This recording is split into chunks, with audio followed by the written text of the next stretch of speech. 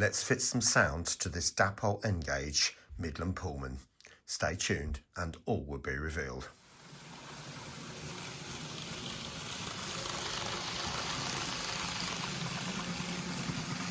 Well, good morning everyone and welcome back to Piccadilly. Now you can see I've got the Midland Pullman in front of me, and as I said in the introduction, we're going to fit some sound to this. Right, welcome back. So you can see I've now got the two driving cars out. That one obviously is the one with the motors, it's got a lot of weight to it. And you can also see that I've got my sound from Youchoos.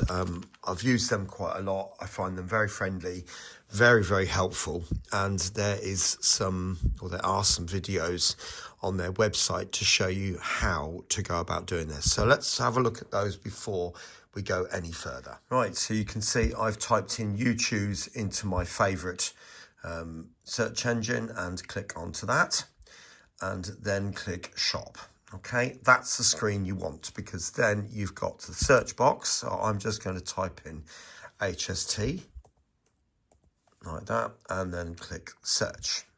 Okay, now from there you can see we have got the HST there, and I'm going to go to project page and scroll down. Actually there you'll see Youchoos installation guides. That's the one we want. And scroll down. Now obviously Hornby make one excuse me, Hornby make one for 00. So obviously we're looking for N-Gauge. Now which one is it? Well, my one is more a recent version, so I want the next 18 decoder, whereas that one's for the 6-pin decoder. So I'm going to go into this like that and scroll down, and there are your instructions with photos.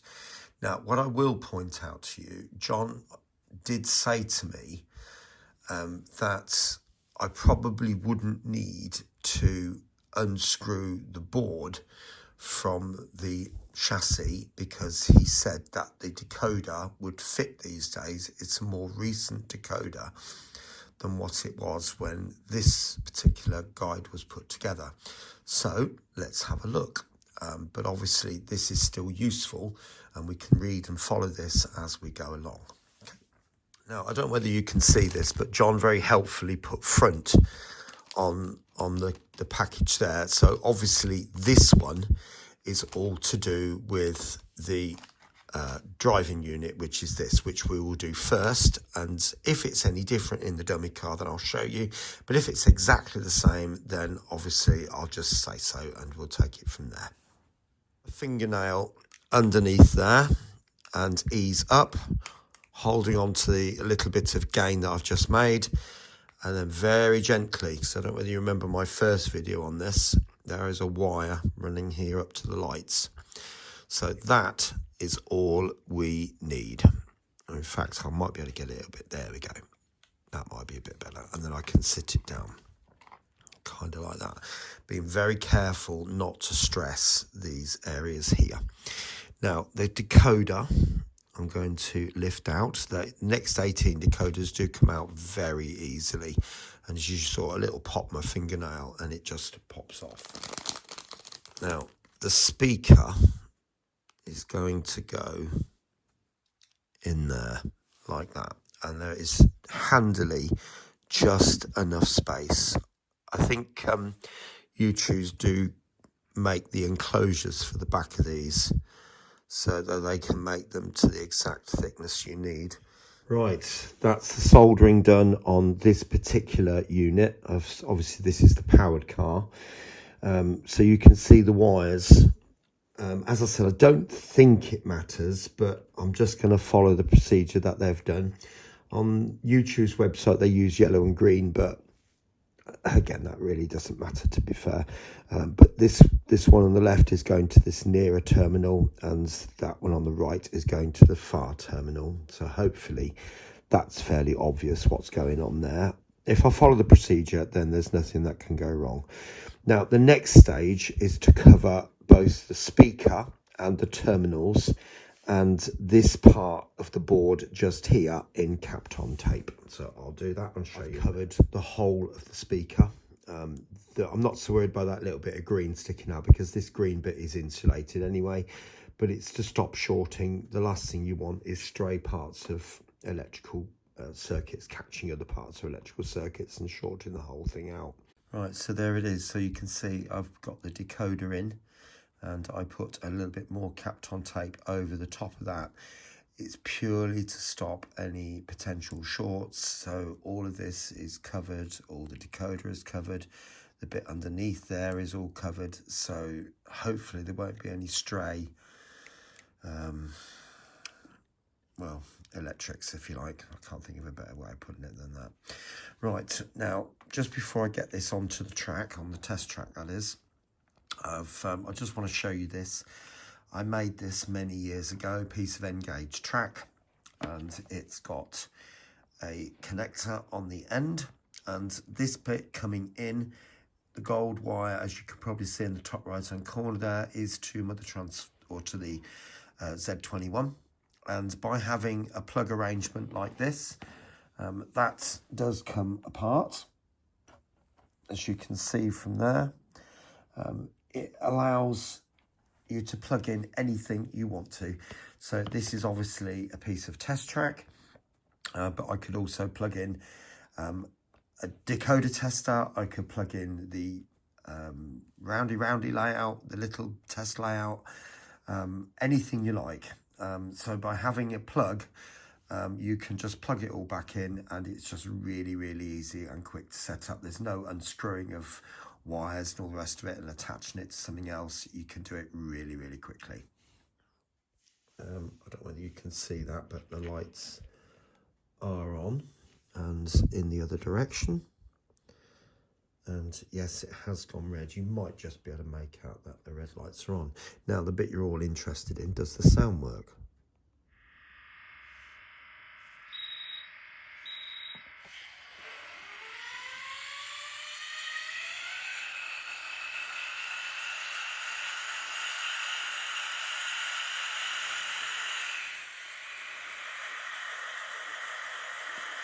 Actually, that's not bad for N-gauge, to be honest, and the lid's not on yet, so it works. That's all I was interested in checking out.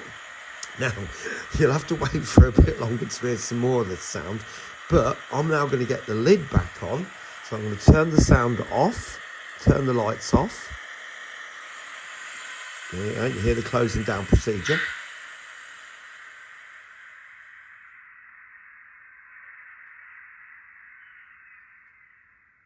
Right.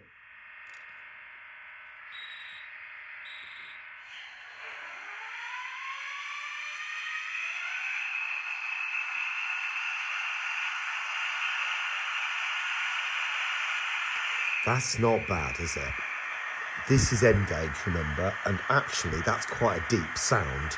So I'm just going to move it down a little bit, and obviously I've only got that amount of track on this, and there's probably, 6 inches in front of you, in front of the loco, so or less than that actually. I'm not going to take it very far, so don't get too excited. Right, so really low on the controller. Oh, that's what I was after. Right, you're all expecting it to go off the end and stop. There we are.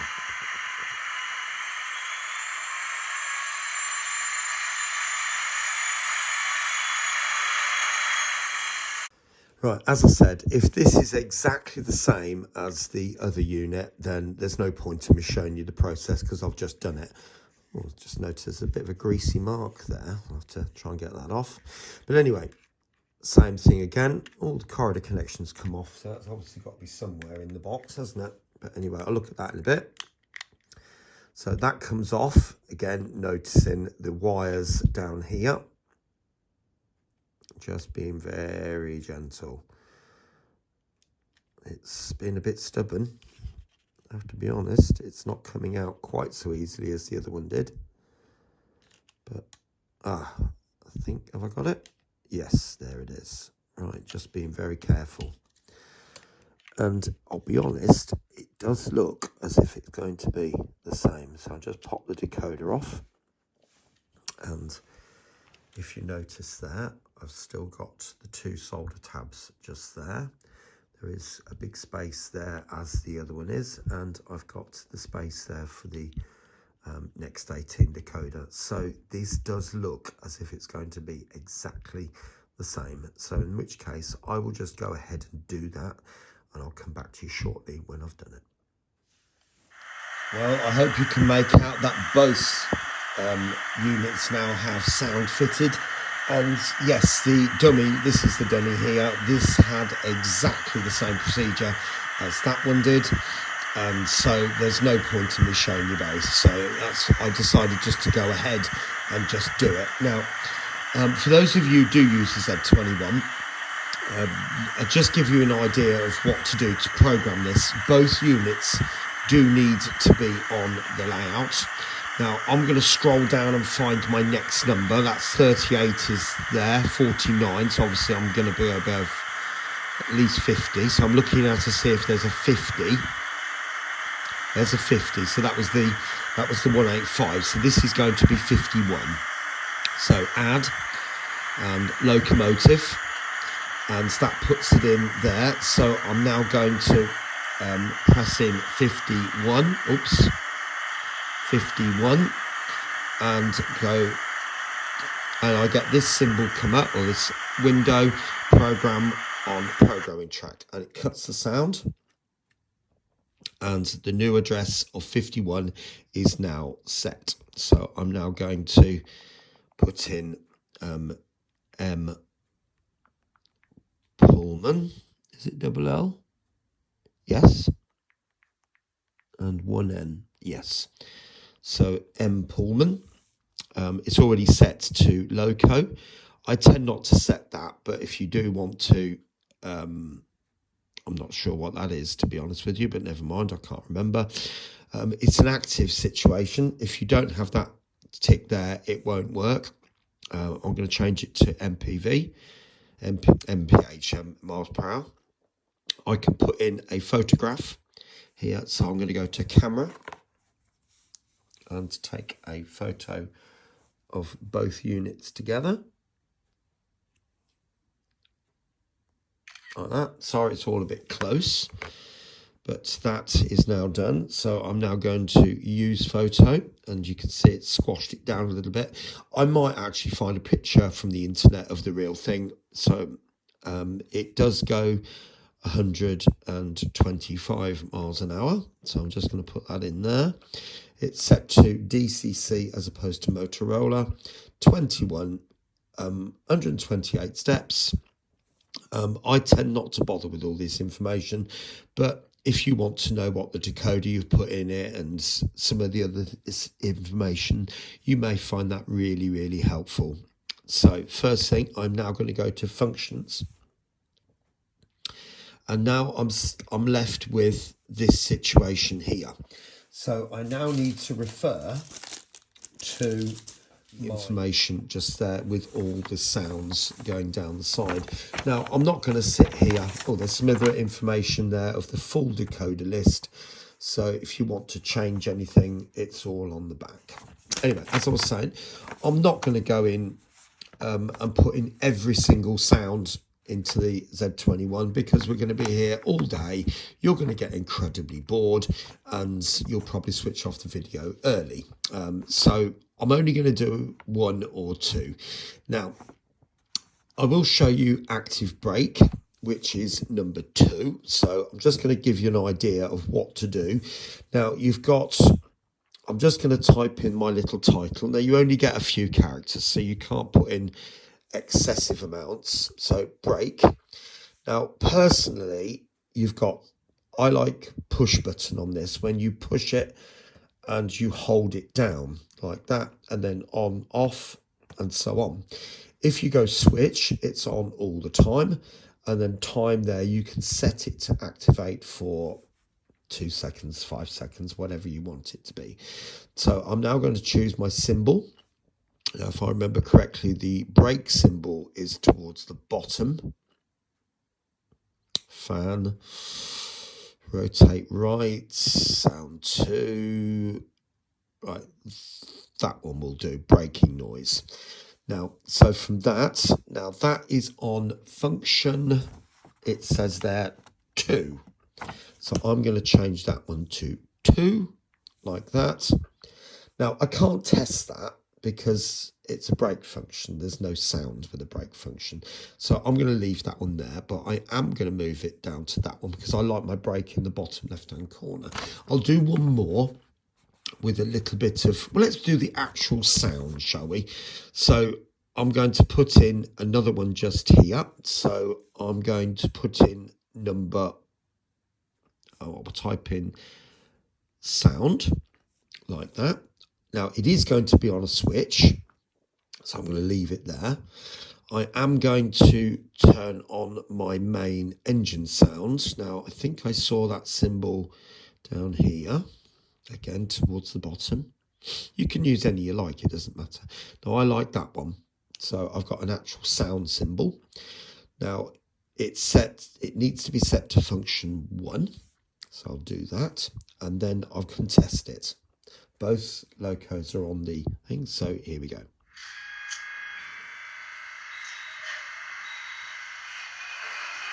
And you can see it now works. Okay, so I'm just going to press that off because you don't need to listen to all that again. But my next job now is to populate all of this. C2 is another page, C3 is another page. So I will get all those put in according to what's on here. And the next time I'll see you will be when I've got the test track out, and we'll see it on there. Speak soon. Well, that did take a while, I'm not going to lie, but once all this lot is in, it's in. And all I've got to do now is just press the buttons. So you can see I've got all those there and those ones there. But if you compare that to this list, there's always going to be a few that don't really mean anything to you. So like the announcements there. There was one, I think it's going to London Paddington, which would be relevant for the HST, obviously. And there was another one which I didn't know where that was at all. So because this is the Midland Pullman, it's, you know, I'm not going to bother with announcements. There are a few others. Some of the horns, there's quite a lot of horns on this one. I'm not going to bother with. You know, there's going to be always a few which don't actually mean anything. I think I remember one from before, Fireman's Breakfast or something like that. But I mean, would you really want to be listening to the firemen cooking their breakfast? I don't know. You may. It's not my cup of tea. I have to be honest. But you know, if it makes you happy, that's the bottom line, isn't it? Well, there we are. So the Midland Pullman is finally on the test track. So let's turn on the lights. You can see there, and you might be able to make out the lights over there and the sound.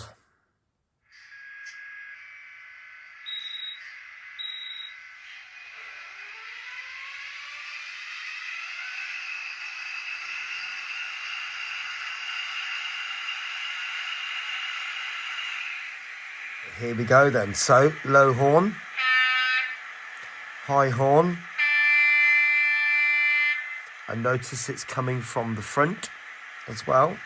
Then we've got this engine clag, which you can add to the startup sequence when it's pulling away if you want to.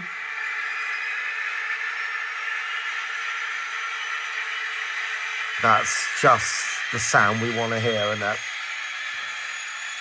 So hopefully you now know why I wanted this engine.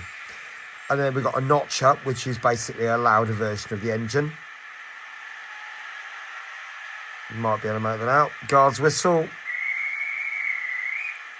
Doors. Now bear in mind these are slam shut doors. It's a bit quiet, that one. Flange squirrel I'll play as it's going round. Compressor.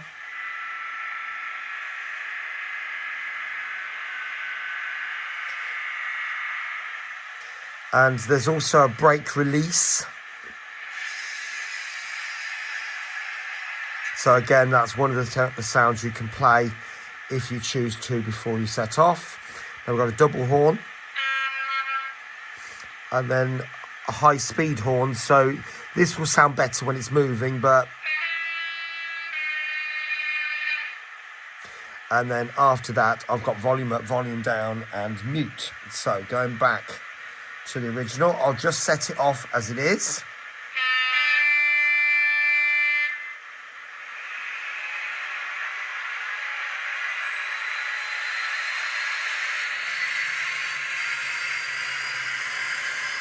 That must be dirty track. I hope.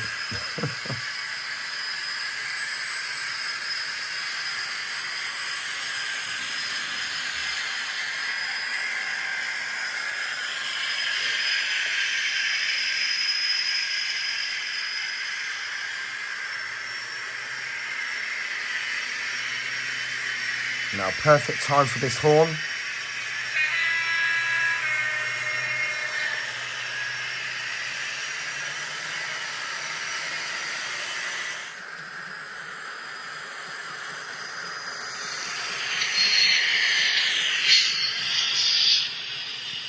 Flange squill.